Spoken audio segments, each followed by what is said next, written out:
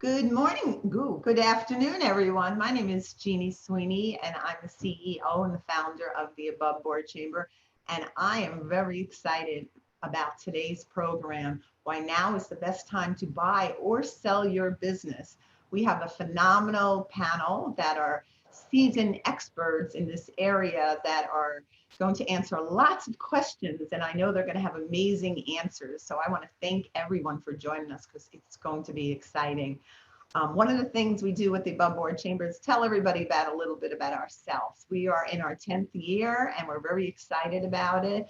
We do a lot of things for our members. For instance, if you're a member of the Above Board Chamber, we give you free blog opportunities on our website. You can put your blogs up there. You can put your press release up there. You can put your upcoming events. In today's economy, how crazy it is, people are having a hard time with money. So all those things and all those opportunities with the Above Board Chamber are absolutely free.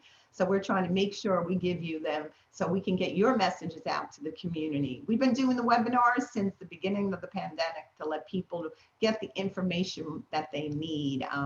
When you go out to our meetings, what is most important to us is to make sure that you have the tools to make your business better. So throughout the year, we've been putting information out on our webinars and we've been putting information on our newsletters, and we want to make sure you have all you need to grow your business. Very, very important to us.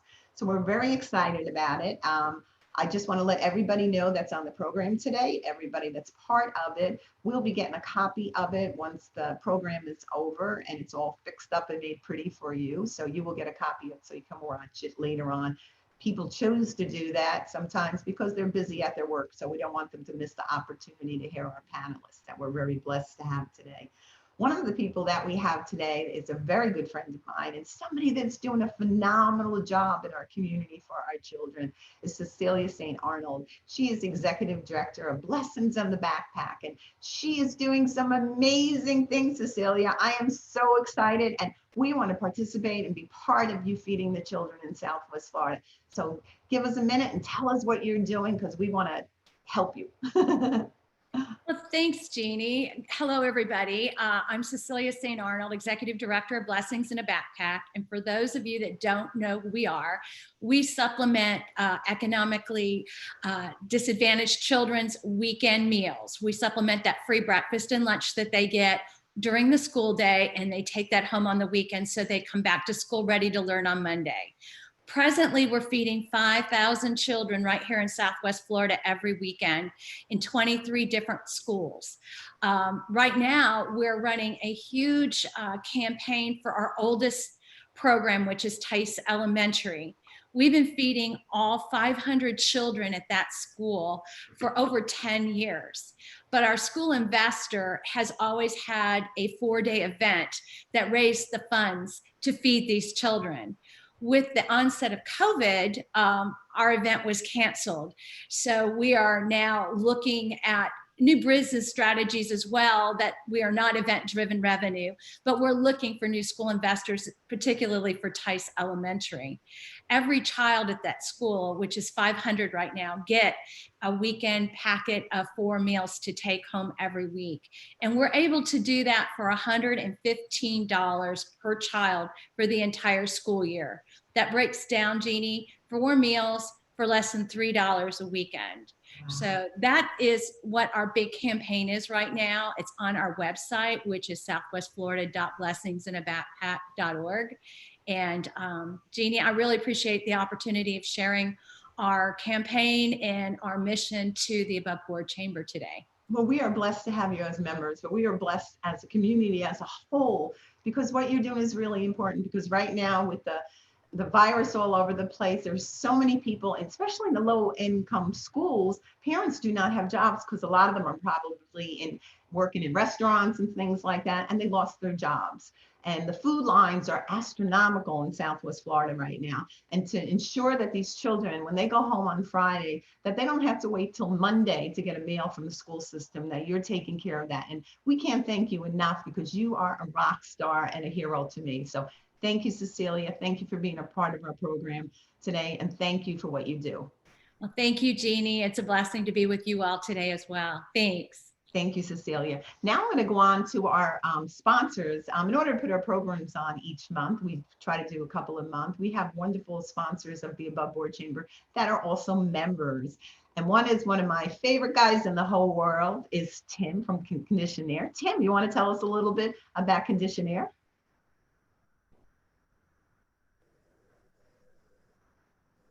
Well, good afternoon, everybody. Good to see you all virtually, for those of you that I can see. So my name's, again, Tim Dupree, President and CEO of Conditioned Air. We're a full-service residential, light commercial HVAC company, and we serve from Bradenton all the way down south to Marco, and can take care of all of our clients' needs from indoor air quality, routine maintenance, and service and replacements. And the biggest thing that separates Conditioned Air from a lot of other companies in the industry is really our why and how we go to market. And that is to provide our customers with a thorough analysis of their systems, make recommendations in line with their budget and their goals, and allow our customers to make an educated decision versus just selling boxes. So none of our technicians are paid commission. They are all paid by the hour for their knowledge and skill in the HVAC industry. And we really just want to be able to take great care of our customers and provide that white glove service. And we're very thankful through COVID over the last 8 months that we are considered an essential service to help keep homes and businesses cool. And we've been able to do that and keep all of our people employed, as well as actually hired 60 people over the last months. So we love being part of Southwest Florida and supporting the Above Board Chamber and all the wonderful people that are part of the chamber and all the good things we can all achieve for the community. And great work, Cecilia. That's awesome. Thank you, Tim. And I have to say, I'm one of your customers as well. And you keep me cool. So I appreciate that. I needed an air conditioner a little over a year ago, and they were there on time and everything was fine. It was just perfect working with your company. And I do love the fact that people don't get commission, because a lot of people don't realize when you hire different businesses, a lot of times that person is on commission. They're getting a very low skill pay. And in order for them to pay their bills and stuff, sometimes they have to push things a little bit more. And with Conditionaire, we're not getting that. So I appreciate the ethics and the things that you and Theo Etzel do to make a difference in our community with keeping us all cool. So thank you, Tim, and thank you for being an annual sponsor and all you do for the Above Board Chamber. You're very welcome. It's our pleasure. The next is my friend Steve. Steve is the CBI of Edison Business Advisors. Steve, tell us a little bit about your business, and thank you for being a sponsor. You've been a sponsor for a while as well. So I'm so glad we got you on our Zoom program so people can learn a little bit more about you. Well, thank you very much. And unlike Tim, we are fully commissioned. We at Edison Business Advisor, we are a business brokerage, full service business brokerage firm, meaning that we help connect sellers and buyers. So those that are looking to retire or to transition to another career or whatever, we help sell businesses. We help to value them, do the exit planning. And then we also engage with buyers who are looking either for a career change or to expand their current businesses. So we dig into the financials. Our team is fairly highly credentialed with the MBAs and the certified business intermediary and certified M&A professionals, et cetera. We have a appraiser and an evaluation expert on the team as well. So we're helping connect people. We serve as the mediator between, or intermediator between buyers and sellers. So thank you for having me. Well, we're excited to have you, and thank you for being a sponsor to our program today. We absolutely appreciate you and what you do. What I'm going to do now is I'm going to tell everybody a little bit. I'm going to introduce each one of you, our panelists. I'm just going to introduce you by your first name, and I want you all to tell us a little about each one of you, about yourself. And then when we finish that part, we're going to start our questions. So Gary, where's Gary? There's Gary. Gary, tell us, your name is all over Southwest Florida as well. Tell us a little bit about your company. And I like your office in the background, by the way. Thank you. And thanks for having me on your panel. My name again is Gary Tasman. I'm the CEO and principal broker for Cushman & Wakefield Commercial Property, Southwest Florida. We're a full service commercial real estate brokerage. We handle all aspects of commercial real estate as it relates to, all the food groups, industrial, office, retail. We handle many, many thousands of square feet of leasing and sales a year. We also have a very deep land development practice where we advise with financial feasibility on land acquisition and development. And then we're also the largest third-party commercial property managers in Southwest Florida. We manage over 5 million square feet of commercial properties in Southwest Florida. And I'm very proud to say, and it's not me, it's our community of entrepreneurs and small businesses. During the entire COVID pandemic, our company has managed to collect more than 98% of the rents due. That's over $2 million a month in rent from over 900 tenants. So that's kudos to our business community who stepped up and continued to fight the fight during this pandemic. Well, we appreciate you and we're excited to have you on our panel today. George, tell us a little bit about yourself. Well, thank you, Jeannie. It's a pleasure to be here with you all and a privilege. Like Gary and I know each other a long time. We are Welsh companies, started in 1996. We're a commercial real estate company, primarily focused on commercial property management, office building, shopping centers. We also do leasing, development. We have construction divisions, and we work primarily for Naples-based clients, basically wealthy family clients. And in those, in that fiduciary role, which is what we have particularly, we have a lot of tenants that buy and sell their businesses, and because of that, we're involved quite often as the landlord's representative when these transactions take place. Mm-hmm. Sometimes we're used to do the due diligence for a particular buyer. Sometimes we're used as a seller for references. So it's a very interesting time, Jeannie, and I think with the election now past us and what we are looking at in the market for 21, it is very interesting and a very opportunistic time to be having this discussion. Yeah. I will send it back to you. Thank you very much. And Jim, you're next. You're a member of the Above Board Chamber for a bit, and tell us a little bit about you. Oh, thanks, Ginny. Appreciate it. Truforte Business Group has been around for about 30 years. We have offices in Sarasota, Fort Lauderdale, and our main office here in Fort Myers. A good range of brokers are in the firm. Without going into a lot of background detail, one of the benefits is we have some bilingual brokers, which makes it beneficial in this particular area. Myself, I've actually got a financial background. Prior to doing business brokerage, I had a consulting firm. We did mergers and acquisitions, business valuations. And so that's given me a really good background for being a business broker. In addition to that, I've been a small business owner too, bought and sold my own, started a couple. So I think it gives me a particular affinity for helping individuals get these transactions done. So thanks, Jeannie.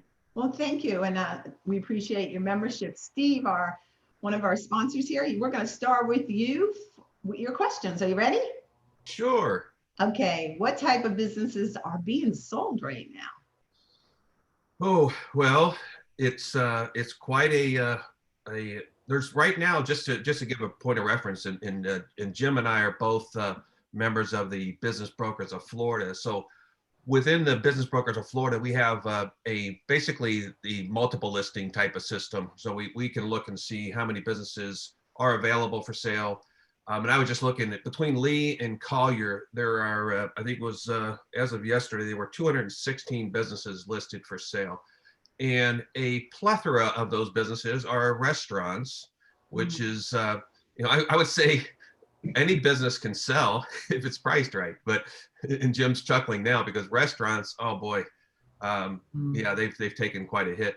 So businesses that are attractive and we're getting a lot of calls are manufacturing, the construction support type industries, distribution businesses.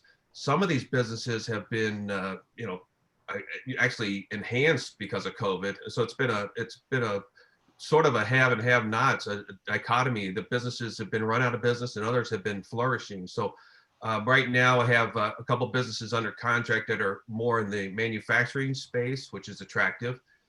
So yeah, I'd say, I say the flippant answer would be, well, any business is good to sell if it's priced right. But the reality is restaurants and the retail space is having a rough time right now. Thank you for your answer, and it is a tough time for them. So, Gary, are you ready for your question? Absolutely. Is now a good time to buy a business or investment property in Southwest Florida, and why? Yeah. Right now is an excellent time to buy a business. It's also a good time to sell a business. Valuations are high right now, a lot because of the capital and the liquidity in the market and the low interest rate environment we're in. But it's also a very good time to buy a business in Southwest Florida. We're uniquely positioned nationally to attract growth.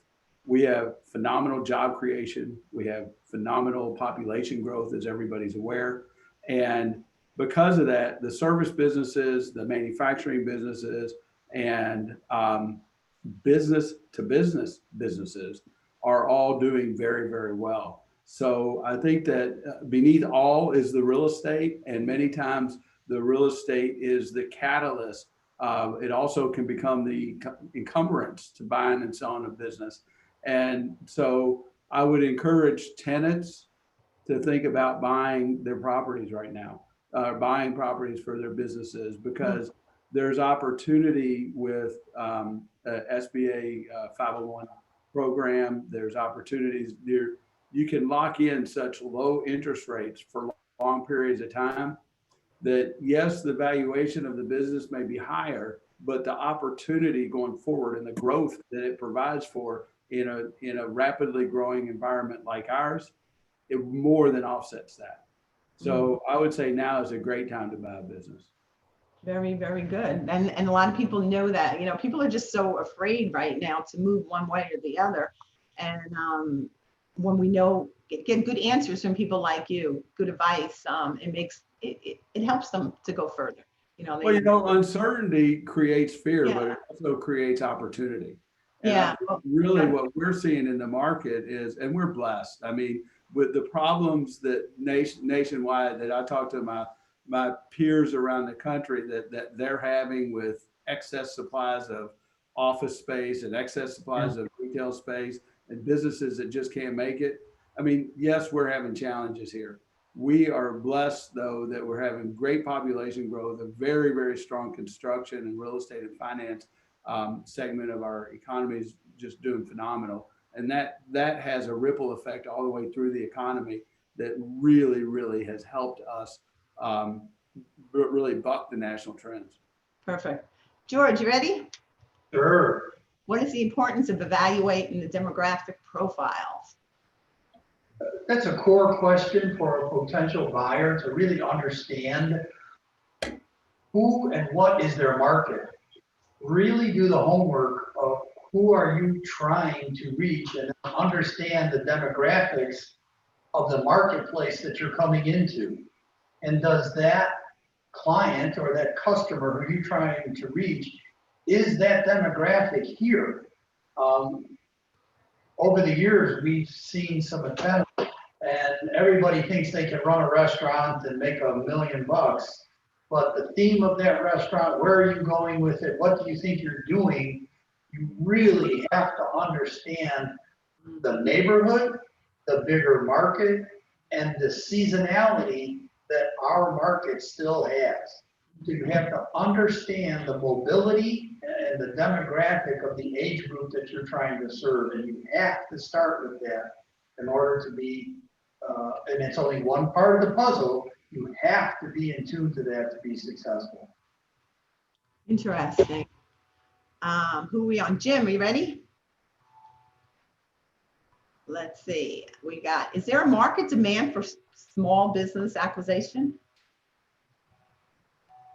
A fantastic demand right now, actually. In fact, I'd like to build on comments that Steve and George and Gary have made. They're excellent comments. But when it comes to market demand, there has been let me check here my notes, about 40% increase in transactions from the second quarter of 2020 to the third quarter of 2020.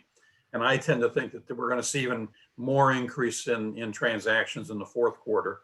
And I've noticed some very interesting occurrences that I think add to that.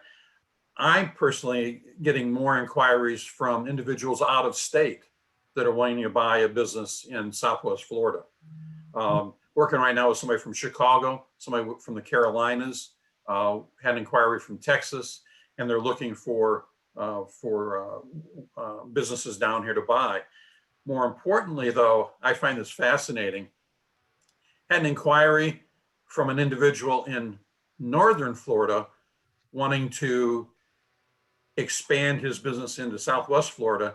And he said, Jim, I got $1 million that I want to put as a passive investor in a business-to-business organization. And that goes back to some previous comments that were made. Certain businesses are doing very well, others aren't. B2B is very good. Some of the clients that I have actually increased their revenues during the COVID rather than decreased. And so we're seeing, again, potentially better business valuations, but how long are those going to last? Buyers have short memories. And so maybe somebody's done well during COVID and that should drive up their business valuation, but is that going to really last for a long period of time? But yes, the market demand is definitely there.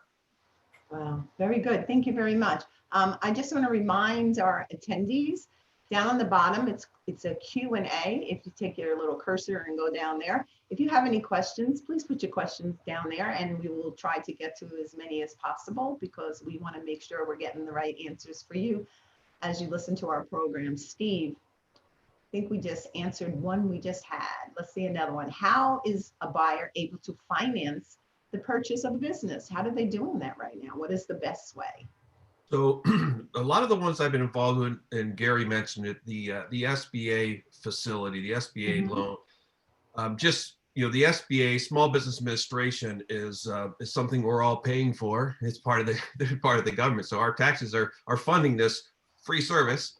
And so the SBA, what happens with the SBA loans? There's the 7A or the 504, but basically they are allowing a buyer to put down as low as 10% on a purchase of a business. So the SBA does not actually provide the loan. A bank provides the loan. The SBA, call it a backstop. The SBA basically guarantees a major percentage of that loan, 80 or 90% depending. So the SBA funding is a great vehicle. Right now with, Jim can probably, vouch for it, but you got to do some creative financing now, especially for businesses that may not be as attractive as they were before COVID, meaning that there may be seller financing involved. So what that means is that if I'm selling a business, I'm going to hold a note from the buyer.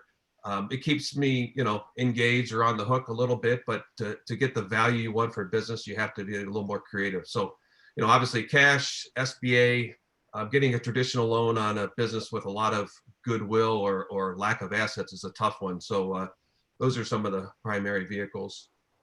It's good. That's good to know. Thank you for that answer. Gary. Hey, Jeannie, Yes. may I chime in on what Steve Absolutely. just? Okay. In addition to what Steve mentioned, there's a program out there that I think is not widely recognized, and it's called the Main Street.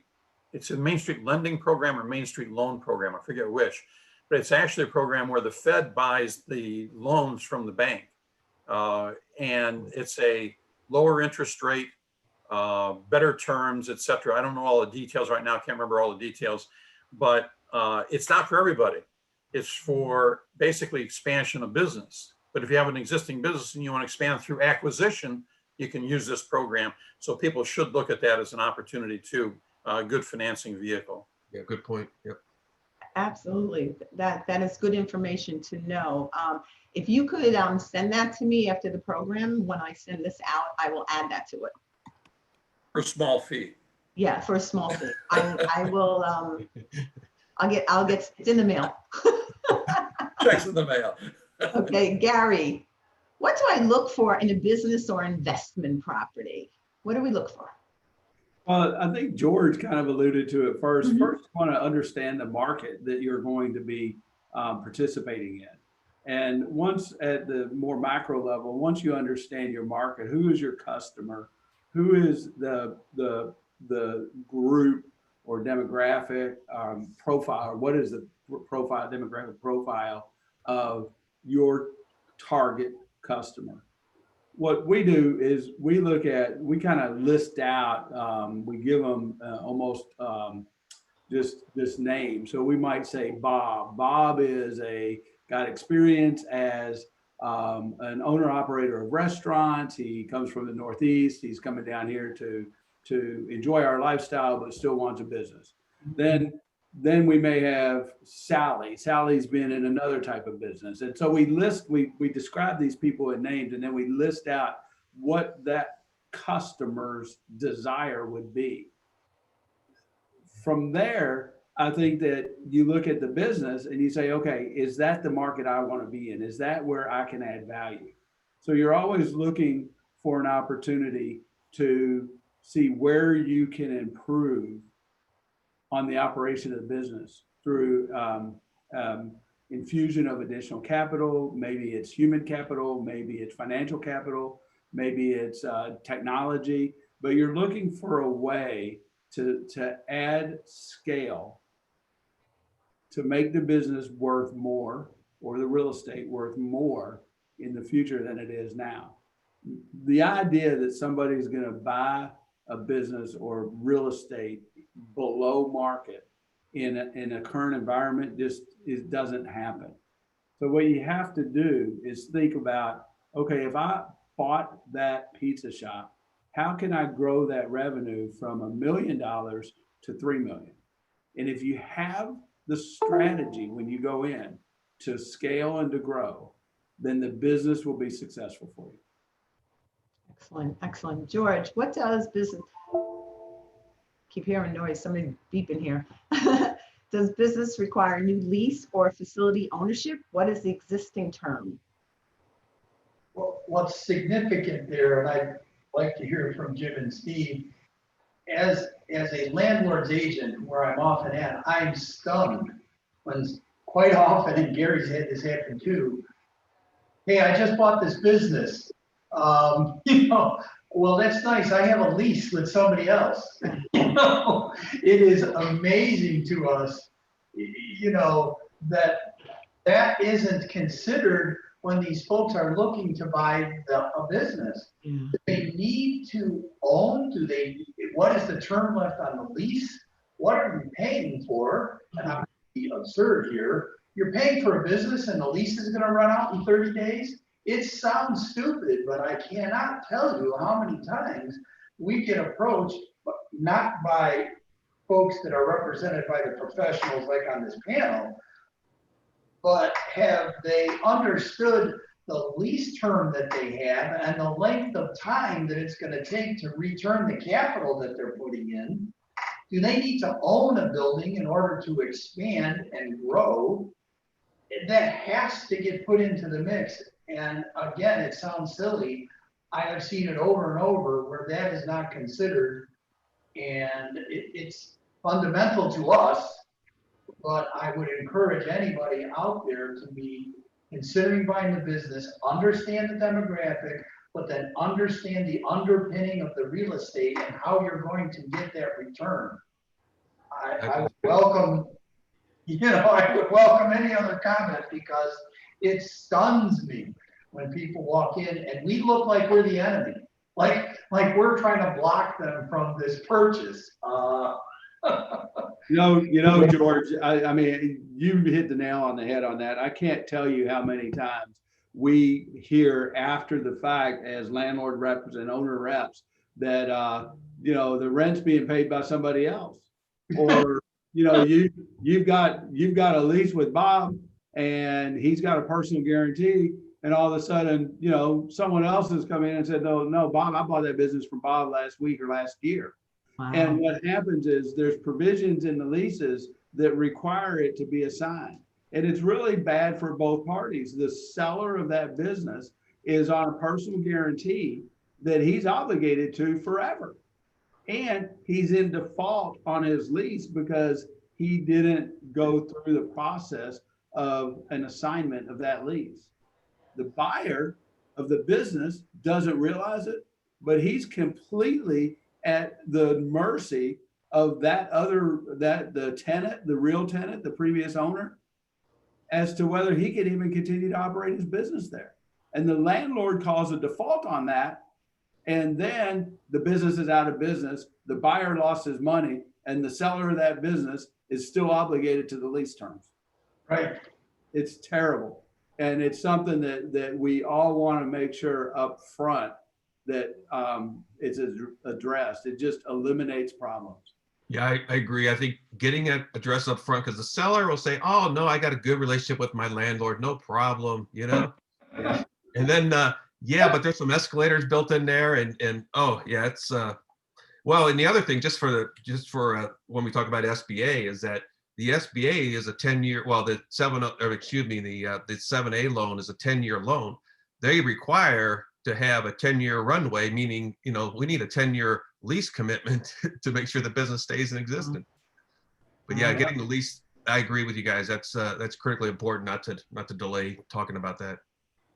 You guys are like doctors. You got to find out all the illnesses that are going on all over the place. And yeah. There's one additional point. I mean, these are all good comments, and I think you've demonstrated the complexity of looking at some of these. And this is a minor point relative to the big points you brought up. But for someone who's buying a business, if they're going to put in leasehold improvements, they get a tax benefit quicker if it's on a lease rather than if it's on real estate they've purchased. And then if you're purchasing real estate, what's the downstream potential for the increase in market value of that real estate you're buying too? So again, in addition to all the points you brought up, there's some technical tax issues that should be considered in all that too. Wow. Jim, I would just add one point to that. When an owner user buys real estate or an investor, they can segregate the improvements and accelerate the depreciation of those improvements faster than the real estate. So you are exactly correct that you can get your tax write-off faster by making a leasehold improvement to your lease space. But there are a lot of exceptions in a cost seg analysis that can accelerate quite a bit of those components. All complicated stuff. Wow. I have higher respect for the 4 years at this webinar right now, because you really have a tough job. It isn't just selling something and it's over. There's a lot of different parts to this, and kudos to each one of you. Jim, your next question is what does the market demand mean to sellers?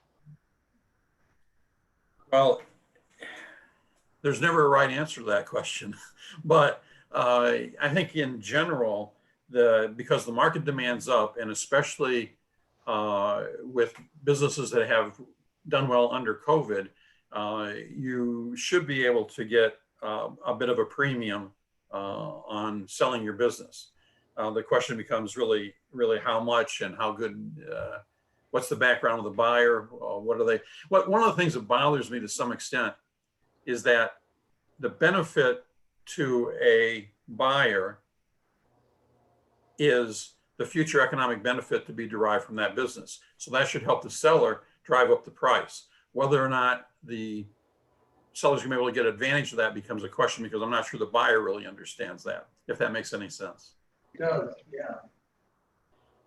We have some questions from our audience, basically. Somebody wrote a whole bunch of questions. We can't get to them all, but when we do send out this video when it's over, you will have the information for each of our wonderful business brokers, but let's run at one of them. This is somebody that's looking to buy something. What small business has a lower learning curve for someone without experience in that field? What would you recommend them to buy? They have some money, guys. What should they do? Can I respond? You can. Anybody can. Okay. So I'm going to make two comments. Mhm. One, if you're going to a bank for financing, one of the 4, 5, 6 most critical things that a bank looks at is your experience in that particular industry, in that particular business. If you don't have any, it's going to be more difficult for you to get a loan, or at least a favorable terms on a loan. Mhm. So always be aware of that. On the flip side of that coin, I'm going to use a personal experience. A little bit of background. I sort of got burned out in consulting, had a nationwide practice. I was on the road. My wife computed one time I was on the road for 250 days of the year. And so I got burnt out. And so one day I said to my wife, I'm done. We're going to move back home and we'll figure out what to do when we get there. We ended up buying a small retail business, which I had no background in whatsoever. Keep in mind that even part of the time we owned this business, we were actually absentee owners. But between my wife's background in operations and HR and my background on the financial side and sort of marketing consulting services, we were actually able to get a good loan. Well, of course, we had, a financial wherewithal to get a good loan too, but we got a good loan and we doubled the size of the business in less than 3 years. But it was a small retail business, not a big learning curve if you have the right sort of background and skills to pick those up. So I think that is one. The other, on the flip side of that though, is you don't want to buy a technical business, a machine shop if you're not an engineer. You don't want to buy a restaurant if you don't have an in-depth background in the hospitality industry. So it's tough to answer the question specifically, but I give you some examples.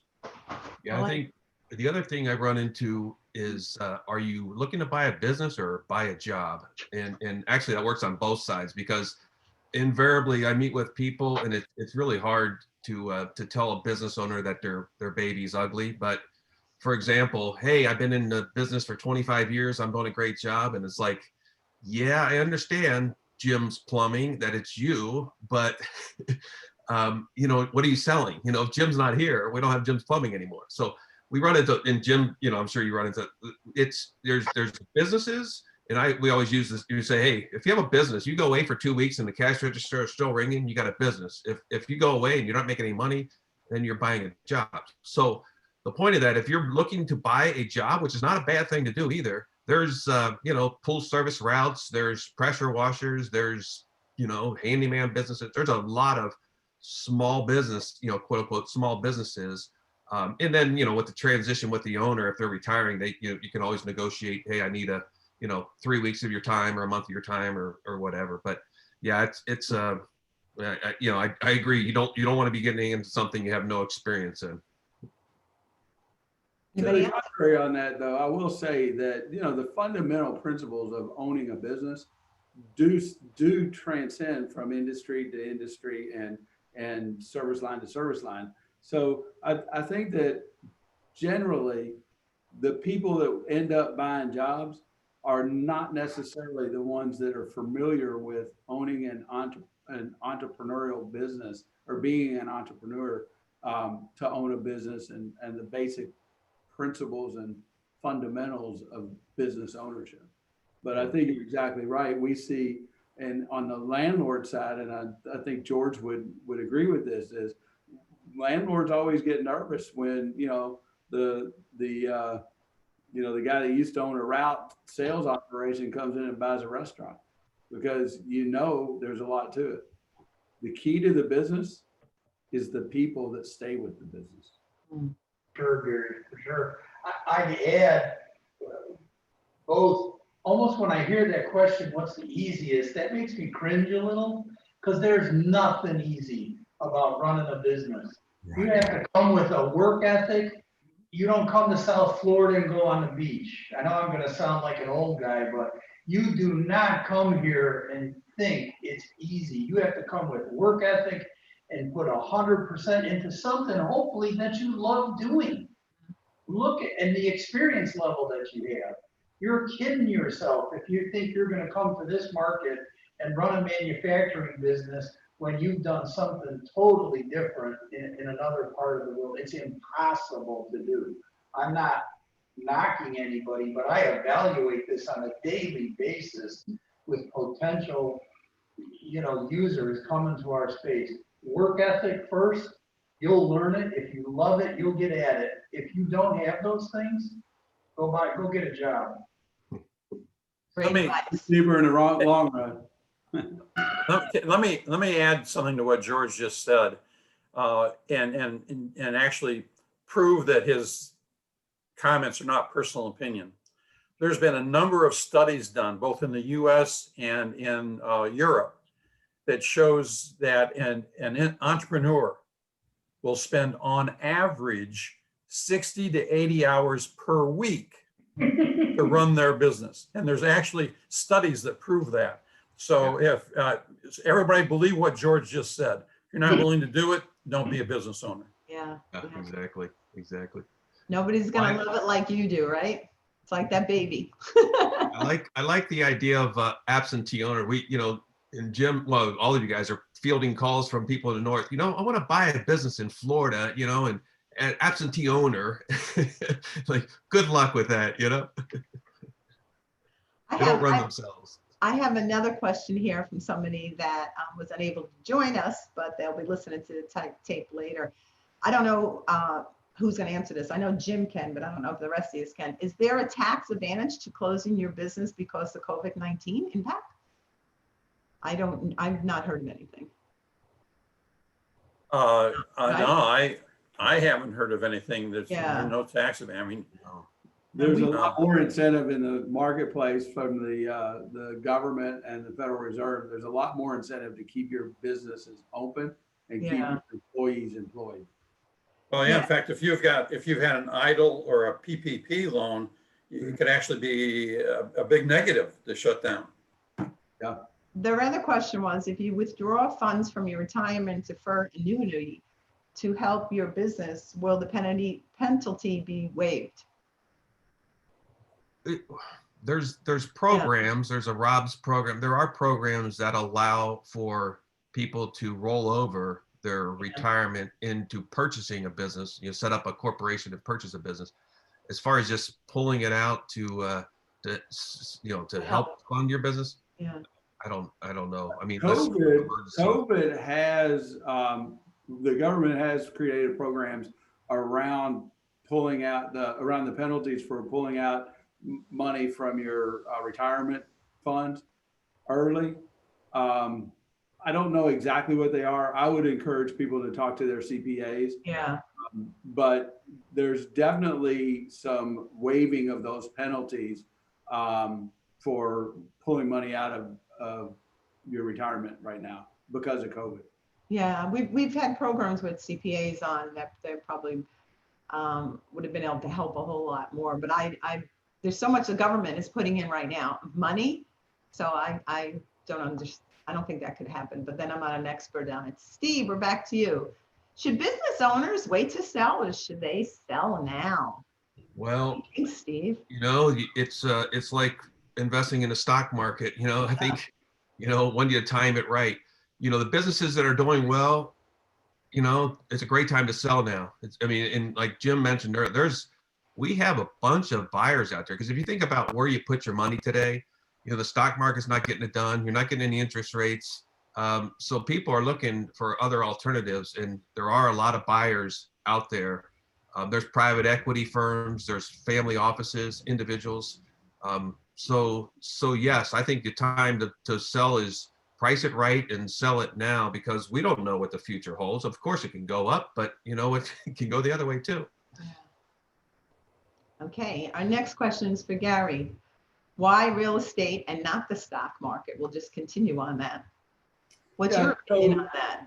So my thought around that is, and a business owner, whether it's a buyer of a new business or somebody that owns a business now, has options, and they have to look at their business needs. If you can accurately project your real estate space needs over time, as an owner occupant, acquiring your real estate instead of renting makes a lot of sense right now. And typically what happens is stock market profits get taken off the table and put in real estate. So if you can have some kind of gain in your portfolio, your stock portfolio right now, and roll it into an owner occupied real estate investment for your business, it's one of the lowest risk, highest return things you can do, because number one, your company that you own and control is your tenant. And when you're in that situation, it gives you complete control. You have to be able to accurately project the needs of your business over a certain period of time, which separates those businesses that should own real estate versus those that should not.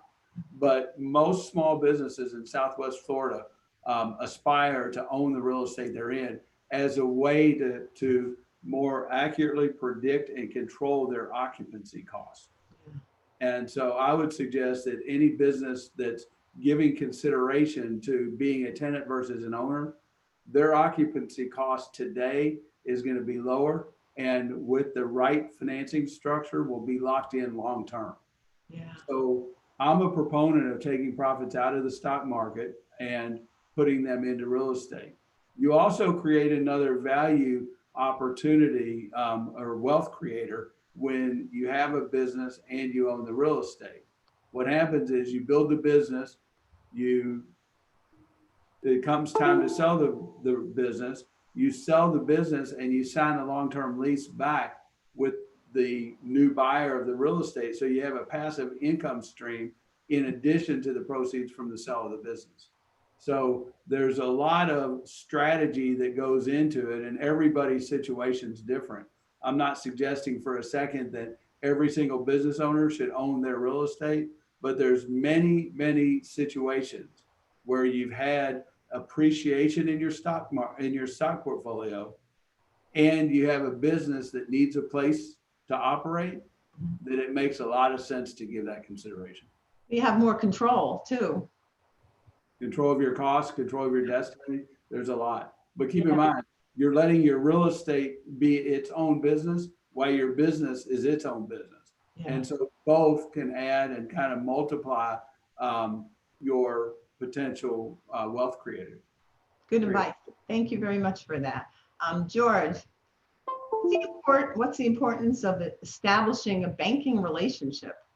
I would think that would be top. I think we've all touched on that a bit. Again, if you're gonna come to this market, and depending on what your experience has been in the past, part of that experience is also your banking relationship and bringing that with you. We're seeing some huge changes in how banks versus credit unions versus private lending can facilitate different types of business financing. So you've got to try to understand what is your banking relationship and what can they do. I found it fascinating just in the last few years of how the credit unions are able to really maneuver very agilely around our banking institutions. At the same time, banks are gobbling each other up, and you really have to know what are you bringing to the table in order to maximize the plan that you're going to put in place, as we've all talked about, buying the business, buying the real estate, financing improvements. You've got to have that as part of your overall plan as you go. Yeah, absolutely. Jim, are there any differences in the profiles of potential buyers? Tell us about that. Well, I think we've talked a little bit Yeah. about that. The different profiles, again, I have a guy who wants to invest $1 million as a passive investor. It's not exactly a buyer, but similar. We've talked about people who want to move down from the north. The question really becomes, as a seller, do you feel comfortable with that buyer because you don't want to have the deal go south in the end? Do they have adequate resources? Do they have background in your business? Are they going to be able to get the financing? So you'd have to be sensitive as a seller to the various types of profiles that buyers have. Interesting. Question that I have, and you all can answer it. How do you pick the right business broker? How do you find it? How do they find you? Well, I can just give you my number. No, no. How do I have a couple $1 million. Who am I going to use, and who do I know that's going to be there for my best interests? My response would be, it gets very personal. We talked about, Yeah. the finances and all that stuff is, of the technical stuff, but it's got to be a level of connection and trust. And, I would talk to a few different brokers, and talk to them and if they share some common interest and trust, and because you're going to be working pretty closely and pretty intimately. So I would talk to a few, and then obviously, looking at experience, credentials, recommendations, so I'll pass that one over to Jim. Steve, you're exactly right. I think really what it comes down to is chemistry between the client and the broker. You can look at references, which is good. You shouldn't discount that, but it's really just chemistry. I've had more than one client that had tried to sell their business in the past, or they've talked to other brokers, whatever, and they just told me that they felt comfortable with me, which is why they went with me. It wasn't because I'm a retired CPA, or because I have an MBA, or because I've done M&A work in the past, or I know how to do valuations. It's all nice, but in fact, actually, back in my consulting, just one last little tidbit, back in my consulting career, I had a very large regional client. And I talked to the CEO one day. I said, "Why is it that you work with me?" I said, "The credentials I had when I was in consulting, I had tons of credentials behind my name. I had to get 2 business cards. I had so many initials, right?" And she said, "It's because we trust you and we're comfortable with you. The credentials didn't mean a thing." So I think that just goes to emphasize what Steve just said. It's really chemistry and personality, and whether or not you click. Jim, you can vouch for this too, but I look at all the different quote unquote leads I get. I think 99% of them are referrals from somebody that I know or worked with, or, it's all personal relationship, If I can, that's a very unique thing in Southwest Florida, what we're talking about. And I think, Jeannie, above board, what you've created, for example, all of the guests on your panel, their reputations are stellar. So going to your CPAs, going into the market and asking who would be good, people here know each other. They're generally, people here take care of each other. And generally, if you're trusted, that comes up. And if you ask the right ethical questions about the lease and where are you going, that people know that pretty quick. And then what is that chemistry between you and that broker for you to feel confident that he's answering those questions for you? It really comes down to that. Jeannie, I would only add that selecting a business broker or a real estate broker to handle a transaction for you, whether you're a buyer or a seller or a tenant or a landlord, it's not much different than selecting a doctor. I mean, I think that you have to have somebody that has capability. So they have resources behind them. I mean, they have the facilities that they need. They have the data that they need to help make logical and supportable, build logical and supportable strategies. They have a track record of honesty and integrity where they're referred to you by somebody else. And so I really think that it comes down to the buyer doing their homework, getting comfortable, like everyone said, and then checking references. Yeah. Yeah, there's so many parts of that, but when people are just coming into town, because I'm hearing a lot of people in the New York and the New Jersey area, they're selling their houses, they want to buy businesses down here, and they have to find the right ones, or they're just throwing money in a hole. And it's important that the person that they pick to be their business broker has expertise in that area, because some people could be, correct me if I'm wrong, some businesses brokers could be used to doing smaller businesses, and then we have some that are doing the high end. So you really need to know which one is going to handle your potential business, because there may be many parts of it, and a person might not know how to do that. Correct? Yes, that's very good. Yeah. So There's also industry specific expertise. So in a lot of businesses, there's businesses that are business brokers and real estate brokers that are really only know one or two very specific industries, like hospitality, like self-storage, like restaurant, things like that. So I think that there's a combination, and it's really about the connectivity and the resources and the thought leadership that broker can bring to that buyer's specific situation. Exactly. We have a bunch of different questions, so I'm trying to go through them and see. Some have been asked already. One of them actually is yours, Gary. And I think it's a interesting one. Should I pay cash or finance? And I want you to answer that, and maybe other people can add to that, because I think that's something that people need to know. Because you're in charge. You're driving the train for wherever the destination that person wants to go. So you need to know what to do with that money. Right. Well, I think it comes down to seller benefit and the predictability of the income stream.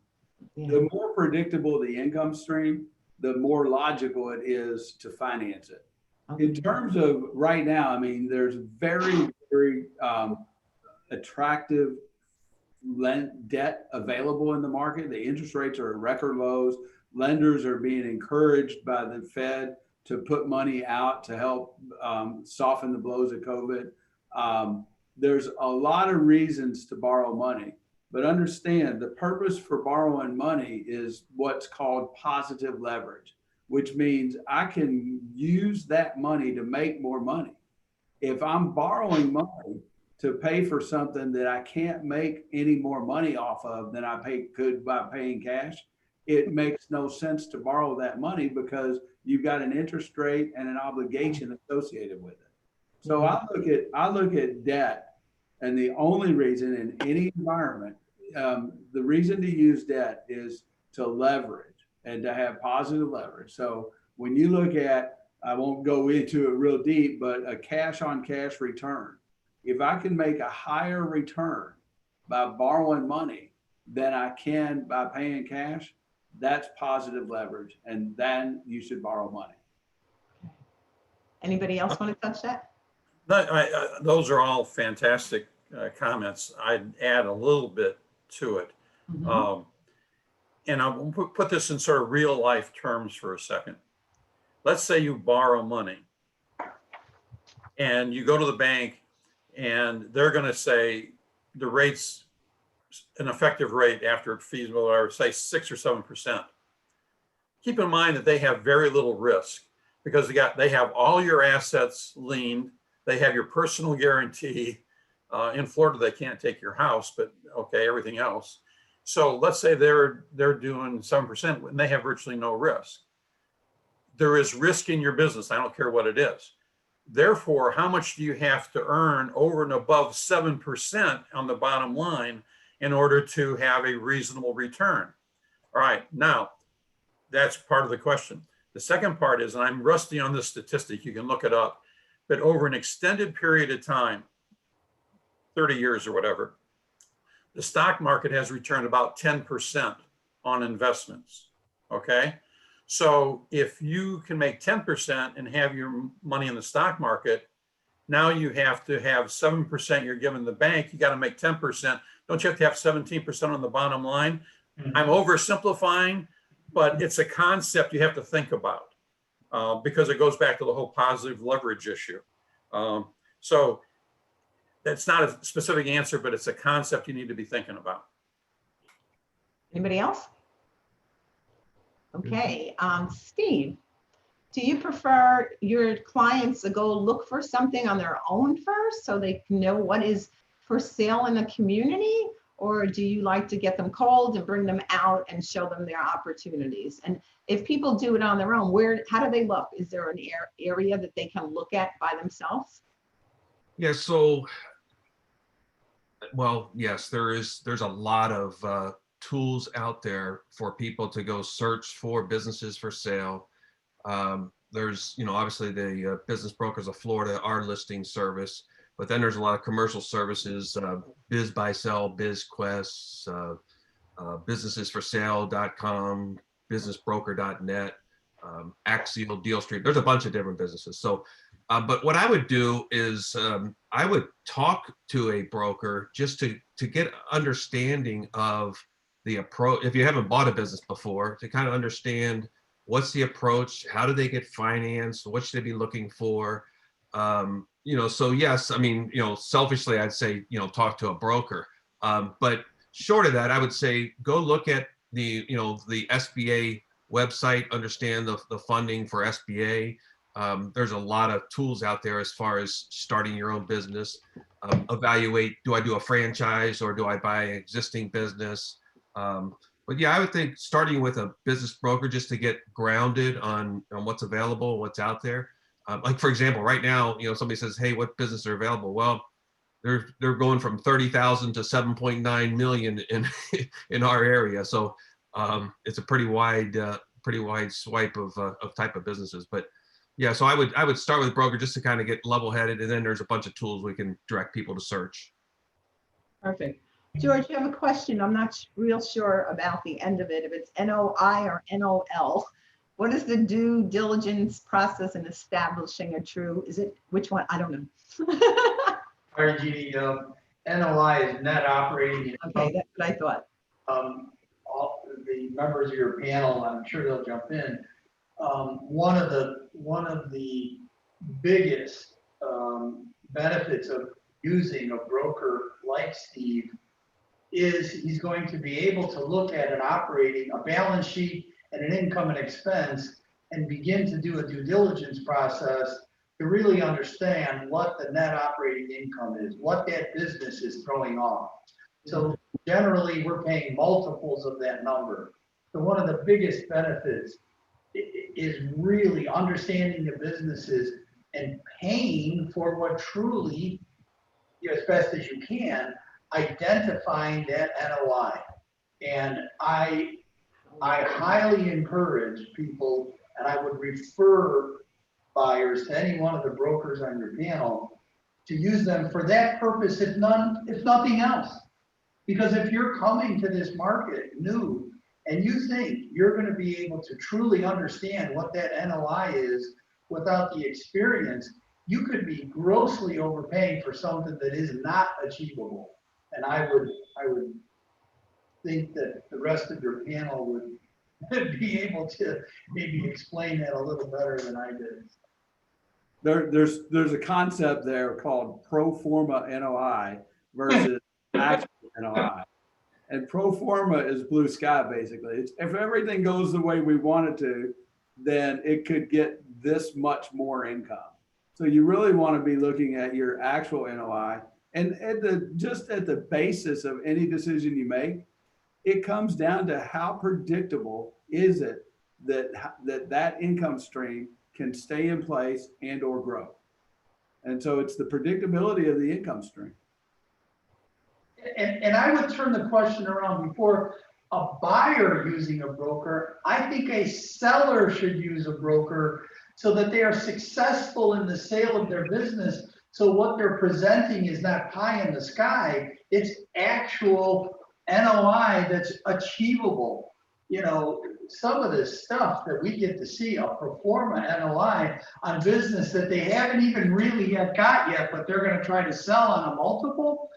Wow, talk about a quick way to turn a buyer off. And so I would recommend that seller uses a broker almost more than the buyer to have a successful transaction. Well, you're exactly right, George. I mean, it's so important because there's liability after the sale and representation, and sellers may be completely innocent in the thought process, and somebody may come along that says, oh, okay, that sounds good, and do it, and then find out you're tied up in court. Nobody wins because Yeah, I see that.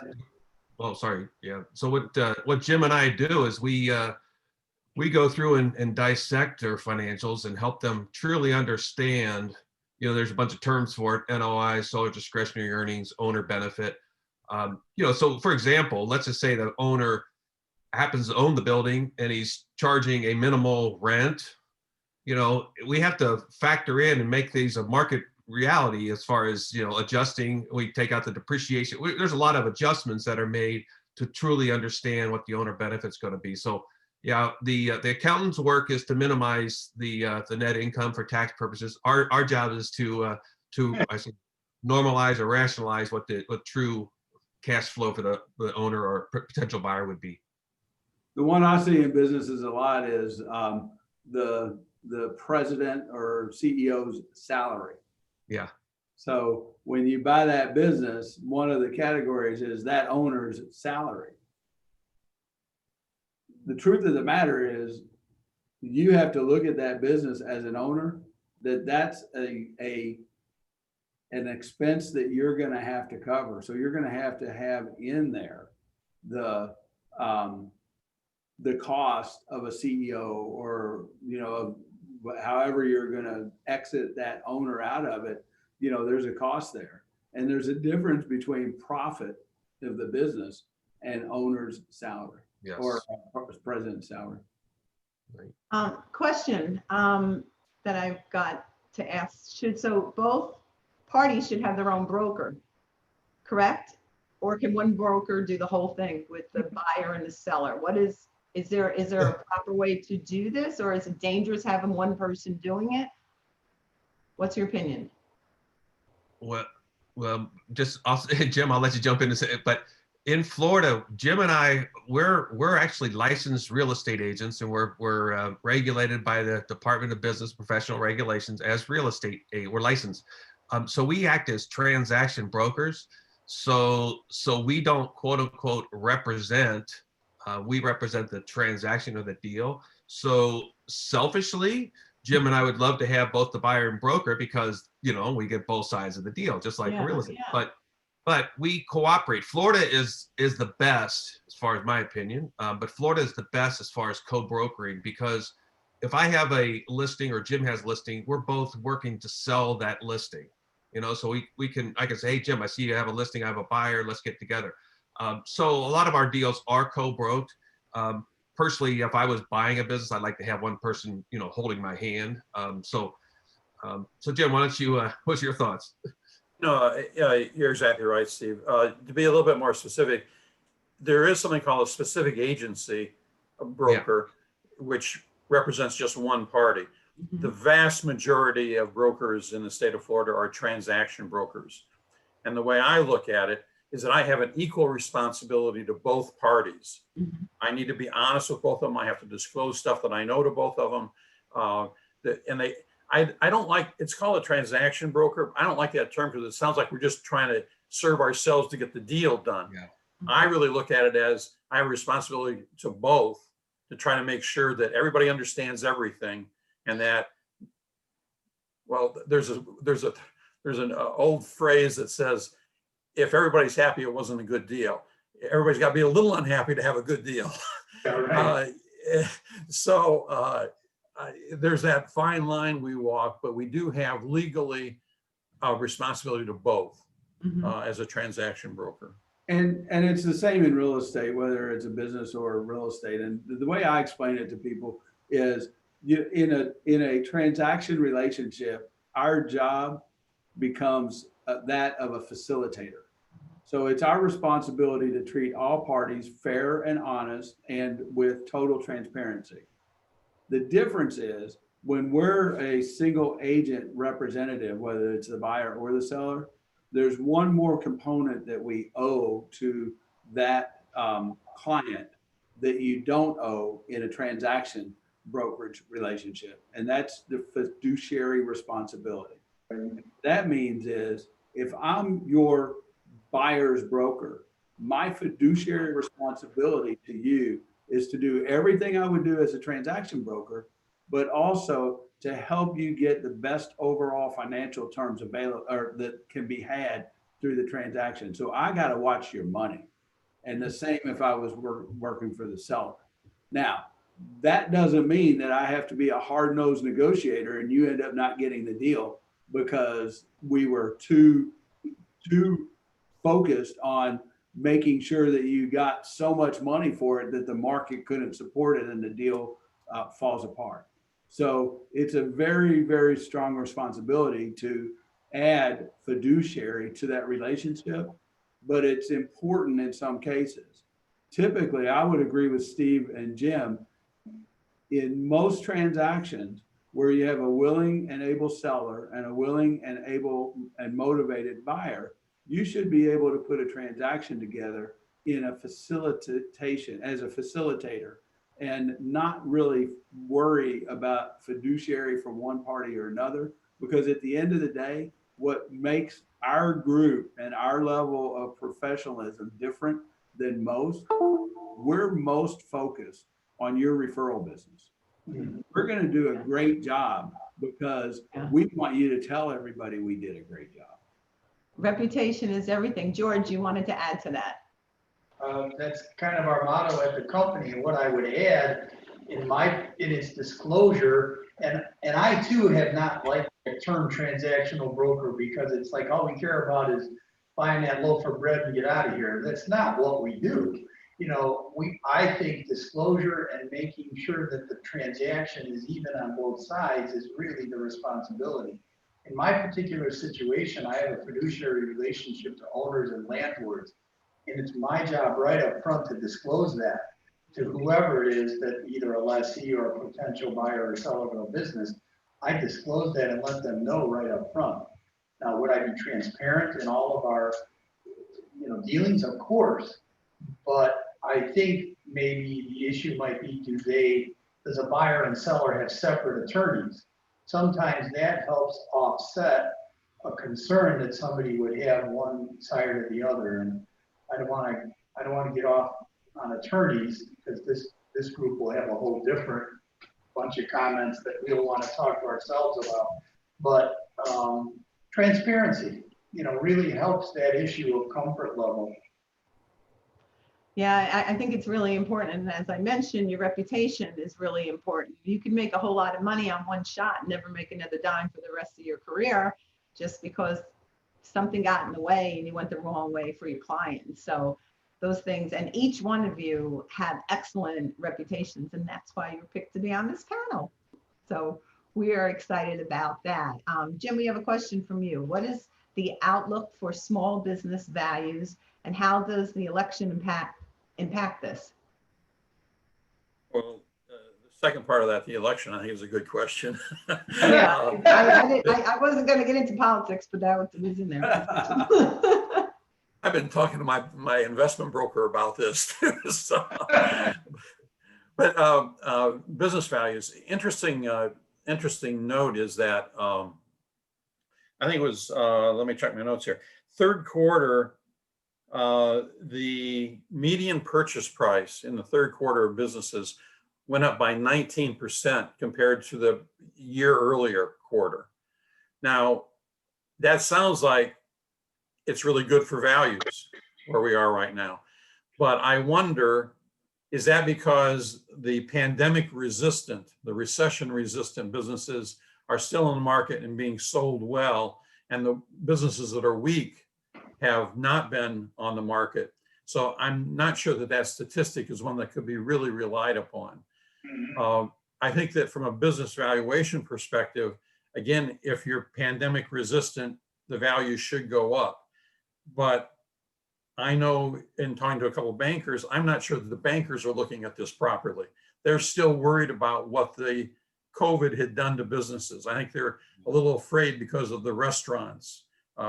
there's some, and Gary and George may know more about this, but I've read some stuff about, there might be some difficulties with the real estate market because of COVID.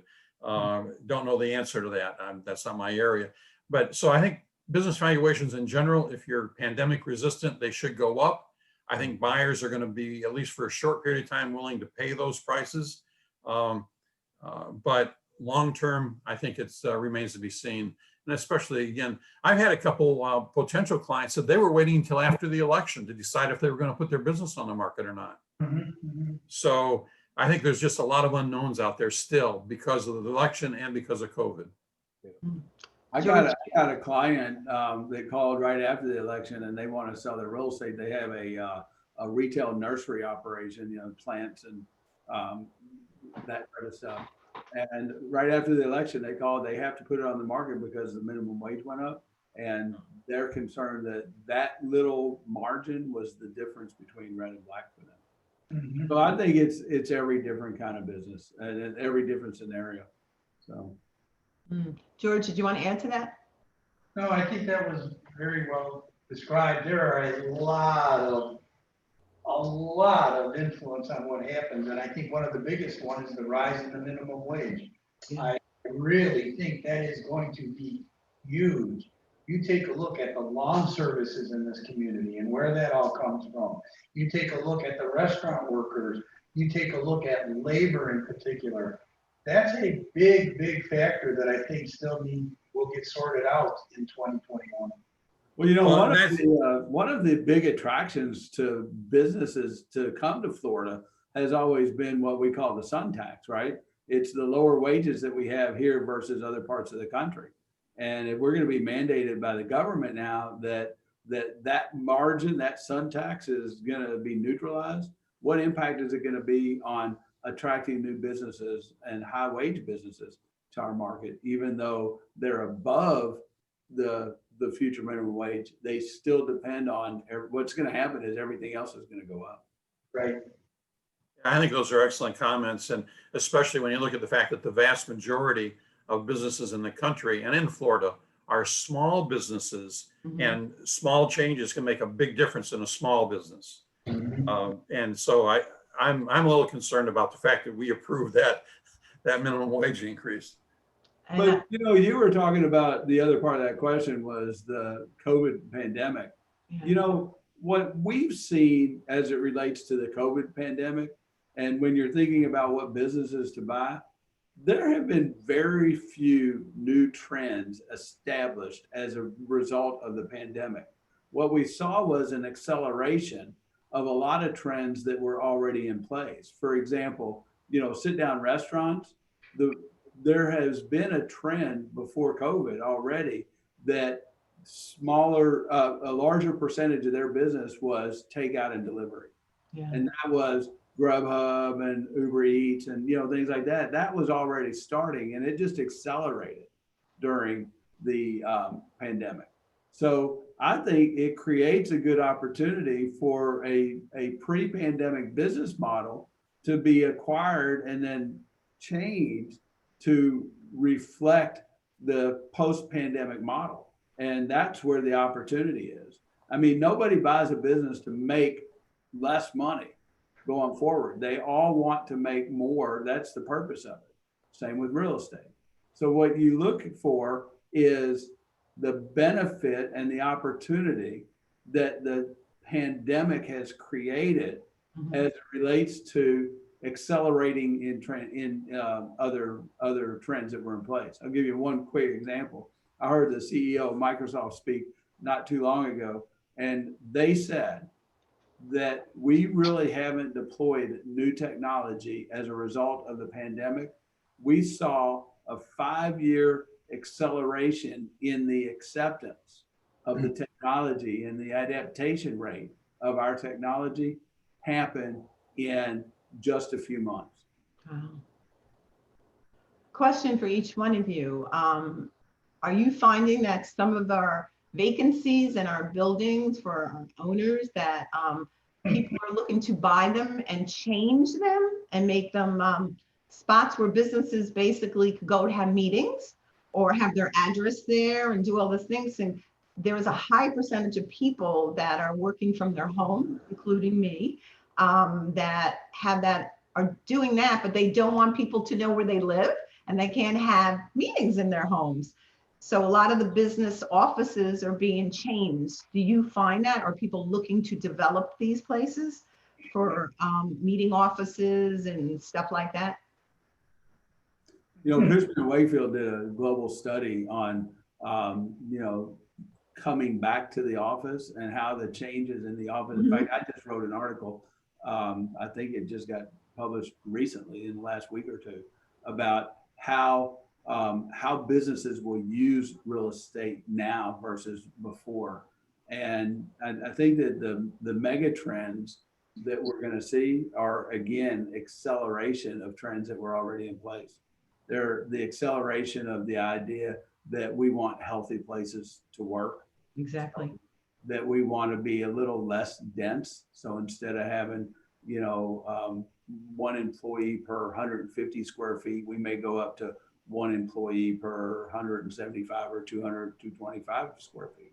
So we also want a reason to come to the office, because what we realized, or to come to the workplace, what we realized is employees have gotten to be pretty productive in many cases when they have eliminated their commute time, their dry cleaner bills, their oil, their gas bills, and they have also been able to do where you could, especially outside, in our case, property managers and brokers have become tremendously more productive because of being able to have more meetings in a day. Yeah. So there's a lot that's going to change, but I think that the workplace of the future generally is going to have a reason that I have to be there. Is it a socialization aspect? Is it a special community and culture that you have there? And is it going to benefit the client in the long run? Yeah. I think that's going to be the question of 2021, Jeannie. We're immersed in that every day, every hour. We are asking ourselves that. We are in the process of converting buildings to service. Are in the process of building out. We've all done this enough, Gary and I. Executive suites are one of the shakiest kind of, this sunny weather, brings a lot of shady people here. And a lot of times they are not exactly what you want in your buildings. We've all experienced those characters. So we also say that we as a company make better decisions when we all collaborate together and make those decisions. So I think we're trying to figure out, how do we do that? How do we collaborate and move forward? But we are definitely going to be converting buildings to service. There's no question we're doing that. Well, one thing then is businesses are all of that now. We're chewing that up and doing that. I'm going to do it here when we're done. Yeah. That's what we're doing every day right now. Do you find that people are going to be investing more in buildings like that, and doing so, could they actually make more money than billing a big business to take a whole floor? Now they can have smaller businesses and have more of them in there. Could it be a better investment? It's hard to say again in generalizations. We're out of land in county, so we're doing remodels and rehabs and tear downs and build back up. So that's a complicated question, and that does not lend itself to somebody who doesn't have experience at doing that. That takes a team, it takes a sophisticated group of people to do that, from engineers all the way through to architects and people like Gary. But that is very difficult in our market. That may be different. I know it's different going north of here, but I think that at a bigger level, what you're talking about, Jeannie, is how businesses use real estate. And we've seen examples over time. I mean, think back to the dysfunctional factories up in the Northeast that became loft apartments. Think about how retail enclosed malls have become medical facilities. right. So it's just another reaction to that is going to happen to the environment that we're in. So I can see that in bigger cities that we have more office space ultimately than we need. I think we have in many cases more retail space than we need. And we've seen what happened in that scenario. So the offices can get converted to multifamily. I mean, you'll just see that's the beauty of the creativity of the developers and the entrepreneurs that look at a market and create opportunities for different, more exciting and profitable uses. So change of use in real estate is nothing new. And real estate professionals have lived with it and deal with it and really profit from it. Yeah. Since the beginning of time. Our European clients make fun of us. You guys do this stuff here because in 25 years, you're gonna knock it down and do something else versus the real estate that's been in our family in Europe for 500 years. What Gary is talking about is just the unbelievable way, I think, you know, the American ability to adapt and change. I totally believe in that, and it's coming fast. Last year I was up in the New York, New Jersey area, and it blew my mind. These old buildings that are beautiful condominiums now where people are paying top dollar to live there. And it's like, and they were like garbage looking, you know, right. It was like, it just blew my mind just driving around, especially around Bayonne, New Jersey and stuff like that. It's just a little town and these old buildings, and by the different areas, it just blew my mind. Just seeing things that were nothing are beautiful condos. Well, and then when you go back to what is the effect of the election, well, they're going to need to get out of our way with the bureaucratic, with the red tape and permitting and all of this, or this stuff won't happen. If we're able to convert, change some of our PUDs, look at some of our zoning in a different way. Yes. As long as we're able to do those things and still be responsible to the community, yeah, it'll happen. But if we have government that just gets in our way all the time, nope. Exactly. And housing is going to go up. There's more people moving here and they're looking for places to live. So, gentlemen, I think you're going to have a lot of opportunities in the future because the change brings opportunities. And being who each one of you are, I think wonderful things are going to happen. So I see good things happen in the coming years. And with that going on, I just want to thank you all for being part of our program today. Is there any one more thing that any of you want to share before we can start bringing this down a little bit?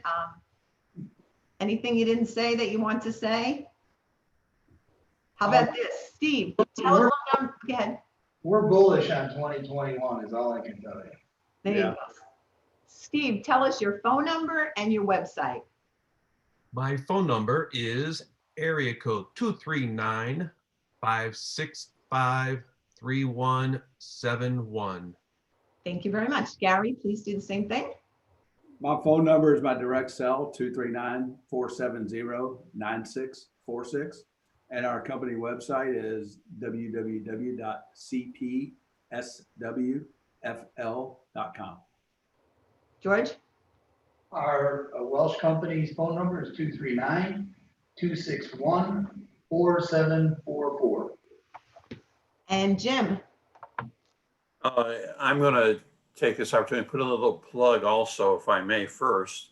For those of you who might be interested in buying or selling a business, not quite sure how to go about it, maybe you want to start your own business, you can also go to SCORE, and you can look up their website online, SCORE, Southwest Florida. But as far as my telephone number, 239-220-2017, and our company website, which I always have to look at because I can't remember, is www.Truforte, which is TRUFORTE businessgroup.com, trufortebusinessgroup.com. Well, I wanted just all to say that so people would get to listen to this video, they would know how to get a hold of you. But I also wanted to thank Javier Fuller. Javier is I call him the Wizard of Oz, and he is phenomenal, and thank him and Commerce PR and Marketing, which helps us put these webinars together for their help. Javier stays in the background and something's going on with the webinar, he's there to fix it. So thank him and thank Connie Ramos Williams for her company and her staff and all that they do for us. Our next I also want to thank our sponsors, Steve. Thank you for being one of our sponsors. We really appreciate your support with the Above Board Chamber, and Tim as well. I don't know if Tim is still online from Conditioned Air. Tim is a great sponsor of the Above Board Chamber. He's actually an annual sponsor as well as Conrec PR and Marketing. Our next program will be on Wednesday, December 9th on Zoom as well. This will be on the Voices of Hope and Reason for 2021, because there will be hope and there will be reason to have a better 2021. And I, for one, am looking forward to it.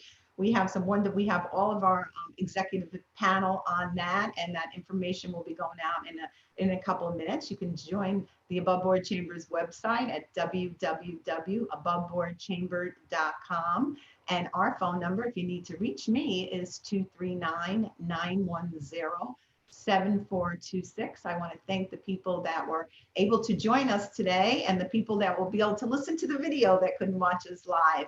I was like overwhelmingly happy with this webinar today. A lot of it was over my head. I knew nothing about, but I think I learned a whole lot. And I know when I listen to it again, I will learn some more from each one of you. What I usually say at the Above Board Chamber meetings each month is that when God brings us into this world, he gives us gifts, but they're not gifts until we give them away. So I would like to thank each one of you for giving away your gifts today, because you gave your knowledge and information that I know our participants that are listening today will be able to use that and hopefully call one or all of you and find out how they too can buy or sell a business in this time. So thank you again. If anybody needs information of the Above Board Chamber, let us know.